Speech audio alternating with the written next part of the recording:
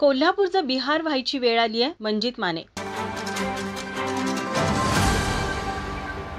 महाविद्यालयांच्या दारांमध्ये केस रंगवलेली, तोंडात गुटखा या अंमली पदार्थाचे सेवन केलेली, चित्रविचित्र हावभाव करणाऱ्या मुलांची संख्या दिवसेंदिवस वाढत चालली आहे. त्यामुळे कॉलेज सुटल्यानंतर मुलींना मान खाली घालून जावं लागतं, असं मत शिवसेना, युवा सेना व युवती सेना यांच्या वतीनं व्यक्त करण्यात आलं.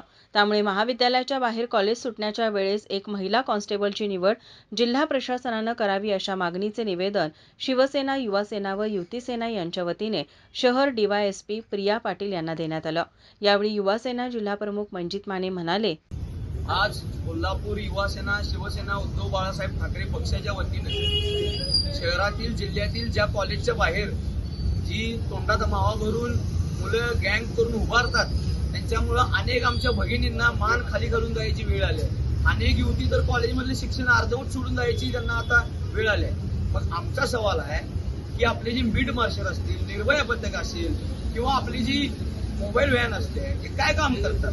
दुसरं महत्वाचं बघितलं तर कॉलेजच्या बाहेर, प्रत्येक कॉलेजच्या बाहेर कोण नेत्याचा ग्रुप आहे, कुठल्या तर तालमीचा ग्रुप आहे, कुठल्या तर मंडळाचा ग्रुप आहे, कुठल्या तर भाईचा ग्रुप आहे आणि याच्यामुळे टोळकं जमून या कोल्हापूरचा बिहार व्हायची वेळ आली आहे. सगळ्यात महत्वाचं बघितलं तर कॉलेजच्या बाहेर व्यसनाधीनता देखील मोठ्या प्रमाणात असते.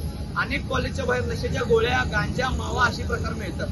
मग हे आम्ही आज आपल्या जे शहर डीवायएसपी मॅडम आहेत त्यांना आज आम्ही निवेदन दिले की याच्यावर लवकरात लवकर बंदोबस्त करा व अशा आमच्या युवतींना असेल किंवा युवकांना यापासून मुक्त करा. असं जर येत्या काही दिवसात यांची या बीट मार्शल असतील किंवा निर्भय पथक असतील यांची जर चांगल्या पद्धतीने ऍक्टिव्हपणा दिसला नाही तर युवा सेनेचे, शिवसेनेचे सगळे पदाधिकारी प्रत्येक कॉलेजच्या बाहेर गस्तीला उभारतील आणि आमच्या भगिनीचे रक्षण करतील. आज आम्ही असं युवा सेनेच्या वतीने इशारा देतो. येत्या काही दिवसात जर विद्यार्थ्यांनी हिताच्या मागण्या पूर्ण झाल्या नाही तर युवा सेना आपल्या कार्यकर्त्यांसह विद्यार्थिनींचं रक्षण करण्यास कटिबद्ध आहे.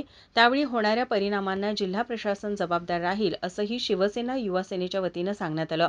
यावेळी चैतन्य देशपांडे, सदाशिव पवार, पवन तोरसकर, सुनील चौगले, सनराज शिंदे, तृप्ती विभूते, प्रज्ञा लोणारे, सानिका दामुगडे, माधुरी जाधव, अक्षय घाडगे, ऋषिकेश जोशी, संग्राम पाटील, जयवंत वडगावकर, मारुती कारंडे, लतीफ शेख आदी पदाधिकारी मोठ्या संख्येनं उपस्थित होते. माझा महाराष्ट्र न्यूज, कोल्हापूर. बाळ, फ्रीजमधून श्रीखंड काढ ना. आम्ही पूर्वी घरीच बनवायचो श्रीखंड, त्याची चवच वेगळी होती. आता काय सगळं रेडीमेड. आजी, हे श्रीखंड खाऊन बघ. आज तुझ्या आईनं घरीच बनवलं की काय?